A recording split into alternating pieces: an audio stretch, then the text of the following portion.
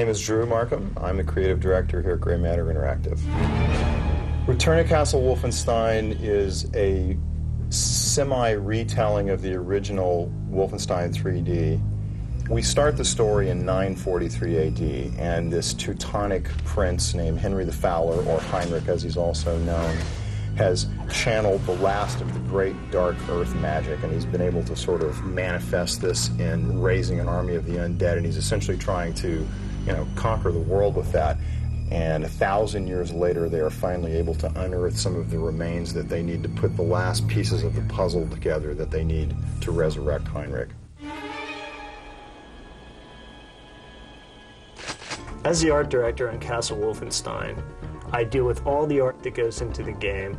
I conceptualize the levels with the level designers, and I work hand in hand with the director to bring this game to life. My favorite level is the assault on the airbase. There's a lot of different things going on in that level, and also visually, it's a very exciting level. We looked at old Luftwaffe jet aircraft, and we basically just made it more interesting and more exciting.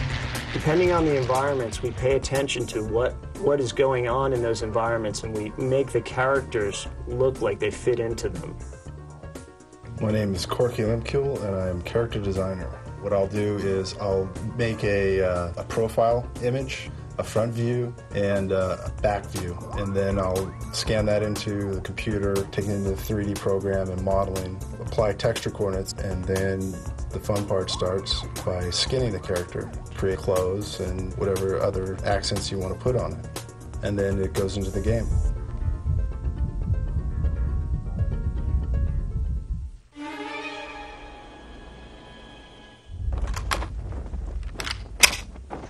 My favorite character in the game is definitely B.J. Blazkowicz. Of course, he's the hero. He's the American quintessential kick down the door, take no prisoners type of guy. Since this is a first-person shooter and B.J. is going to have a lot of work in front of him, we've decided to supply him with lots and lots of tools of the trade, lots of weapons. We do have all the standard World War II era weapons in the game. But the Nazis, being as they were, the ingenious little inventors that they were, sometimes good, sometimes extremely horrific, we've come up with a few weapons of our own that we feel that they may have had in their arsenal. One of which is the Venom gun. It's been getting a lot of notice lately, and it's a really popular weapon in the game, and it's pretty devastating. As well as the flamethrower. It's an amazing weapon used in close quarters combat, clear rooms, bunkers, manholes, and such. As well as the Tesla gun. And basically what it does is it shoots arcs of electricity out, varying degrees of damage depending on how many enemies are in the room. I'm Richard Farley. I'm a level designer here at Grey Matter. As BJ, you start off and you've been knocked unconscious and you wake up and you're in the dungeon, and it's very creepy, and there's no bad guys around. And as you slowly work your way up, you come across the crazy scientist who just has killed your buddy. Aside from that, there's not really much activity.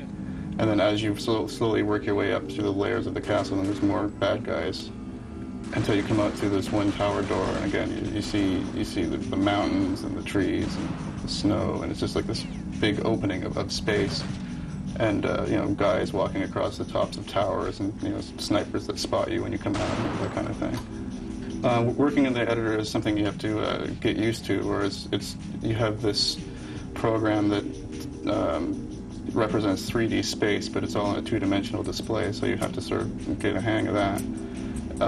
It can be pretty intimidating at first, all the lines and entities and vertices and whatever other E's you can think of.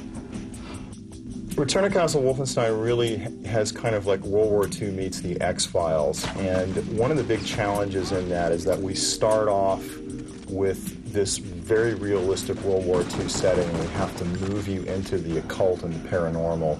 And to do that, we have a secret agency that you work for, the Office of Secret Actions. And when they send you in, they're dubious themselves about the information that they've received. They've heard that these strange paranormal and occult ceremonies are going on. They don't put much credence in them, but they do send you in to check them out because the sources, they say, are reliable enough. And of course, as the player, when you do go in, you find out that not only are they real, they're more than real. It was over the top, more than they even imagined.